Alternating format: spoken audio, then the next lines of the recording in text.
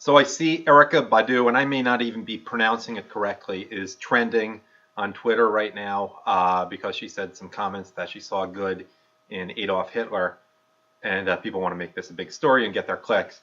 Look, I'm a conservative Republican, though I'm not sure that's relevant, but I'm also an observant Jew. I keep the Sabbath, I keep Shabbas as we call it, keep kosher, etc. And give me a break. I saw what she said. It might not be the smartest thing to say. I got to read the TMZ article, but I want to criticize TMZ in particular here. Erykah Badu, and I apologize if I'm not saying it correctly. I don't even know the name. I probably don't even know the name off the top of my head of one of her songs. It says, wants you to rethink your views on Adolf Hitler because she says there was a lot of good in the man who ordered the deaths of 6 million people. Okay, TMZ. I want to just take you to task. Okay, 6 million, there's some question about that. Some people think there were more Jews killed, but it's certainly, no one ever associates Hitler with 6 million people. It's 6 million Jews, and he didn't order the death of a specific number of Jews. I think everyone's in agreement about that. So if you're criticizing someone's words, you may want to get your words correct. TMZ goes on, try to bear with us.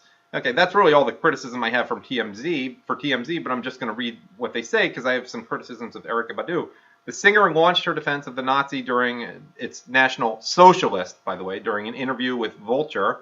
I don't even know what Vulture is, saying, I see good in everybody. Okay, that's reasonable. I saw something good in Hitler. Okay, and then she says, for instance, she says, Hitler was a wonderful painter.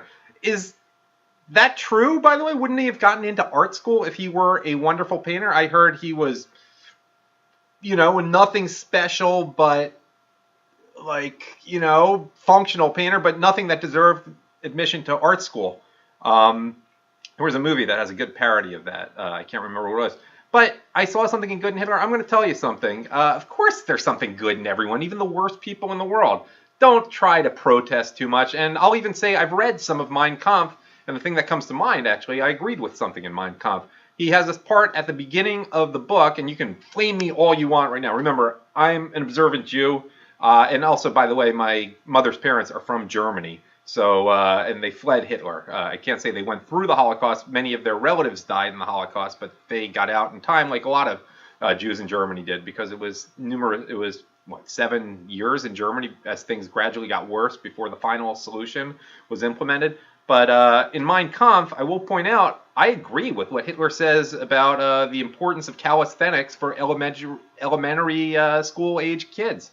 I agree with it. And by the way, also with some good analysis, I don't know whether it's true or not. I'm not knowledgeable enough about the sort of breaking up gradually of the Austro-Hungarian Habsburg Empire. So I just wanted to point that out. And meanwhile, let me just finish the article.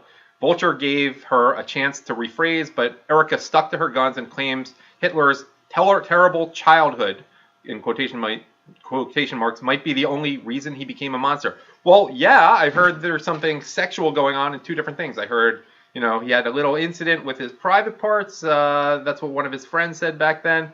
And also I've heard some questionable things, Ann Barnhart, about how he made money as a teenage boy who had run away in Austria. Think about it. Think about how could a teenage boy make money very quickly in Austria? He had to eat. And then the article just continues. To be clear, Erykah says she's not an anti-Semite, just a humanist. In her words, I don't care if the whole group says something, I'm going to be honest. I know I don't have the most popular opinion sometimes. And then it says, we can all agree on that last part, at least. Well, TMZ, before you get so authoritative, just, maybe you don't want to write who ordered the deaths of 6 million people in the future if you're going to call someone else out. And that's all I have to say.